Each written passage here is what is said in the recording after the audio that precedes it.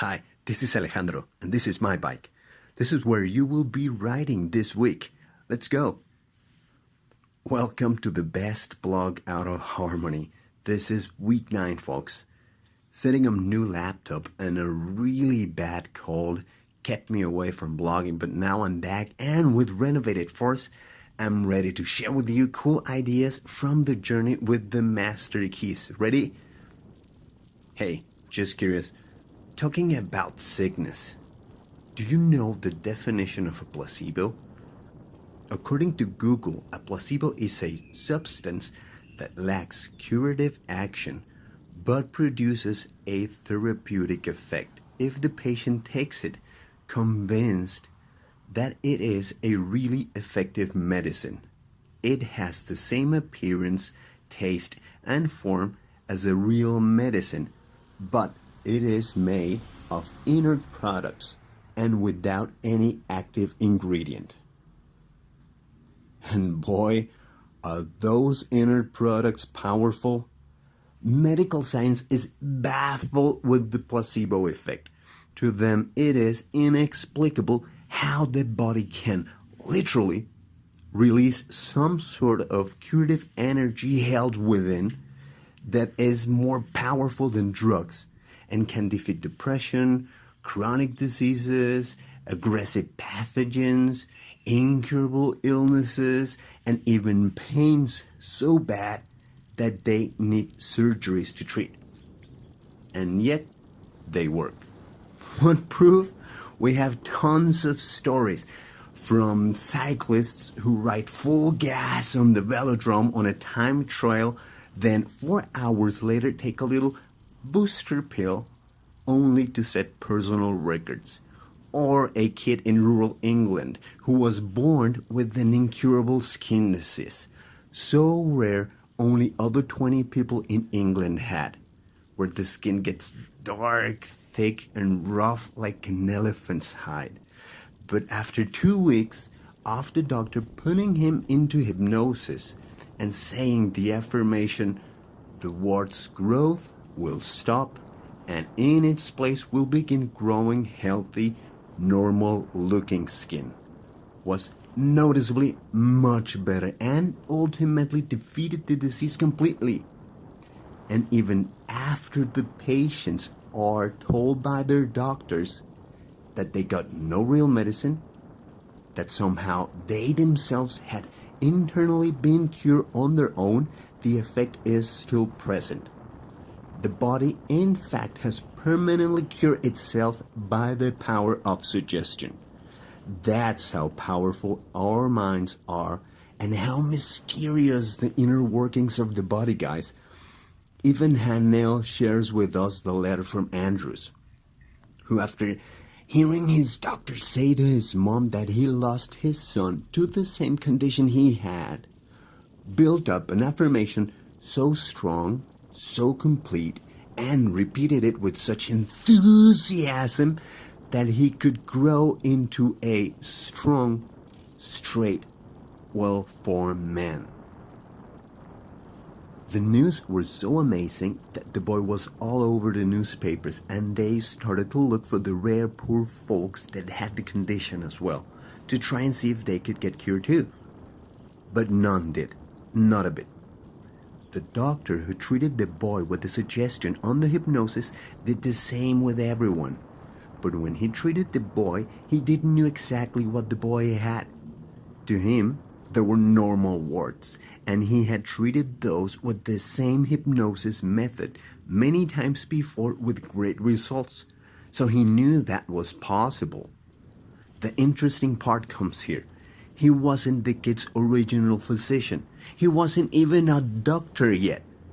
As an intern, he got a chance of treating the boy after asking the appointed doctor, "Why don't you treat the kid's warts with hypnosis?"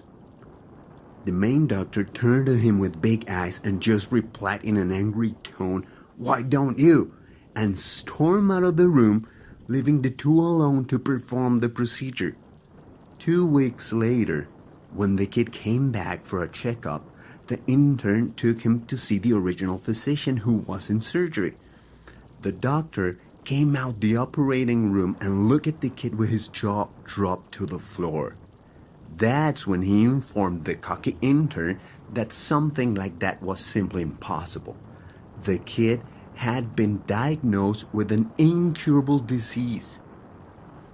Now comes the rest of the patients wanting the magical cure, but now our cocky hypnotist knew that he wasn't treating just warts and that he indeed had performed something much like a miracle.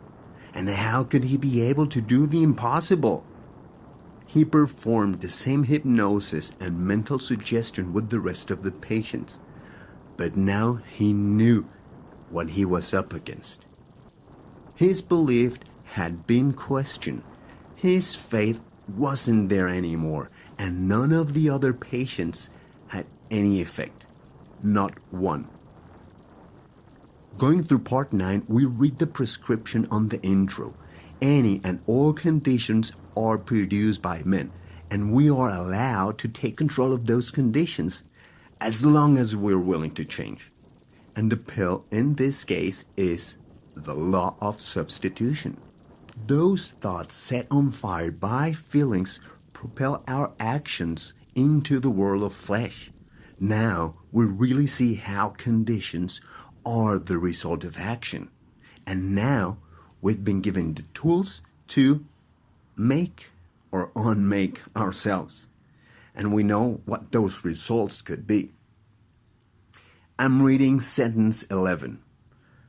For instance, if you require health, a realization of the fact that the I in you is spiritual and that all spirit is one, that wherever a part is, the whole must be, will bring about a condition of health, because every cell in the body must manifest the truth as you see it. If you see sickness, they will manifest sickness. If you see perfection, they must manifest perfection. The affirmation, I am whole, perfect, strong, powerful, loving, harmonious, and happy, will bring about harmonious conditions. The reason for this is because the affirmation is in strict accordance with the truth. And when truth appears, every form of error or discord must necessarily disappear. 928. When a thought of anger, jealousy, fear, or worry creeps in, just start your affirmation going. The way to fight darkness is with light. The way to fight cold is with heat. The way to overcome evil is with good. 929 gave me the big kick in the butt. Spirit is omnipresent, ever ready. All that is required is a proper recognition of its omnipotence and a willingness or desire to become the recipient of its beneficent effects. I just cried right there, folks. It was too much happiness in one single moment for me to contain. Yes, we are the placebo. We are creating conditions out of our thought pills every day. What kind of prescriptions are we taking? Part 9, May came wrapped in beautiful floral scent, but just handed us the tools and said which pill to take. Now, let's keep persisting until we succeed, folks. Hum awaits. Please share with me your thoughts on placebos. And for those with free time, let me share a great documentary about them. Hope this has been of value, and if it was, please don't forget to check out next week. One love.